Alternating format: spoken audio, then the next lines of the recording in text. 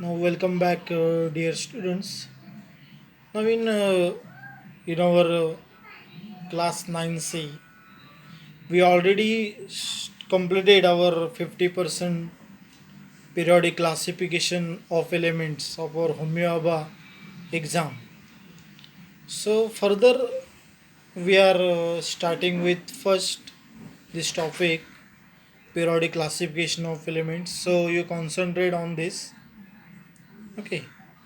So, see, it is very much important topic.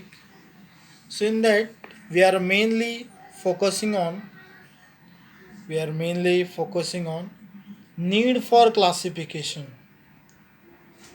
Need for classification. Then modern periodic table, or before that we can say need for classification. Then first Mendeleev periodic table. Mendeleev periodic table. Then modern periodic table. Modern periodic table. Then gradation in periodic properties. Gradation in periodic properties.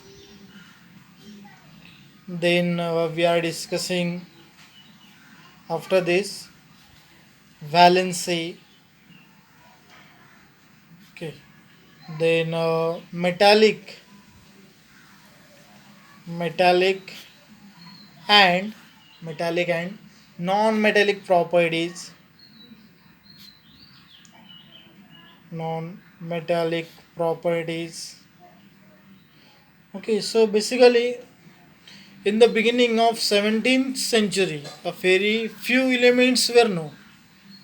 In the beginning of 17th century, very few elements were known. So it was easy to remember them and their respective properties. But with the discovery of huge number of elements, it became a difficult task to work on them without configuring and arranging them.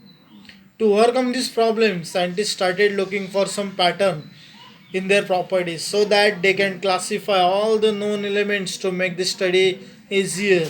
This necessity led to the classification of elements. So here, that's why here necessity of classification of elements. So say periodic classification of elements.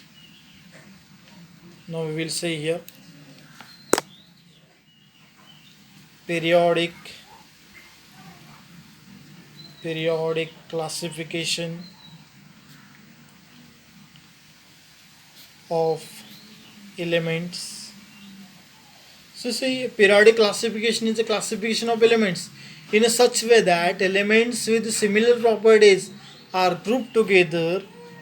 Say elements with similar properties are grouped together in the same vertical column, but dissimilar elements are placed in a different vertical column. So very much important here this thing.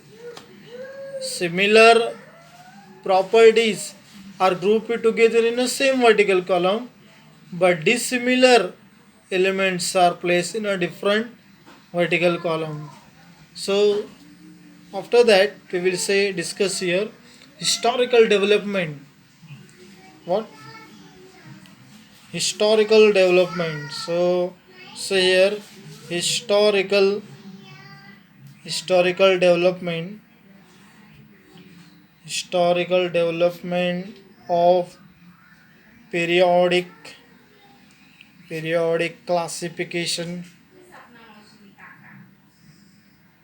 So in the 17th century, Lavoisier classified elements into metals and non-metals. But after the discovery of very large number of elements, their classification in small groups failed to make their studies convenient and order. So periodic table in today's form is the outcome of efforts made by following eminent scientist. So say that eminent scientist. So that eminent scientist.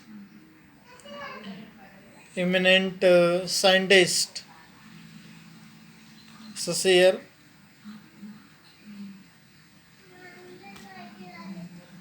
that eminent scientist John Dalton work. So say John Dalton's John Dalton's work. So remarkable work. So John Dalton, an eminent chemist, published a table of relative atomic weights. What he published? Other chemist, he published a table of relative atomic weights. Atomic weights in 1803, which formed the base for the classification of elements. So one more here after John Dalton works, Dobernard's triads. So say here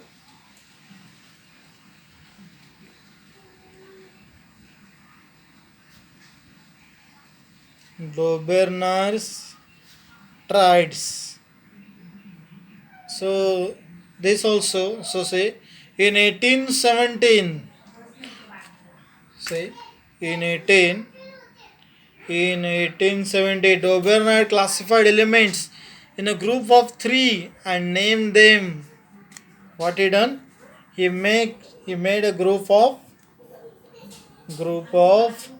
three and named them as a triad, in which the middle element have the atomic mass nearly equal to the arithmetic mean of those of the other two elements. Okay, what are the arithmetic mean of other two elements when arranged in increasing order of their atomic masses? So Dobernard could identify only three triads from the elements known at that time. Okay, so very much important here. What he done? There are triads, middle elements. He group of three. He called it what as a triad. So in which the middle element in which the middle element have the atomic masses have the atomic mass nearly equal to the arithmetic mean of those of other two elements. Okay, so but Dobernard could identify only three triads from the elements known at that time. Okay, so that examples we will discuss in next lecture. Thank you.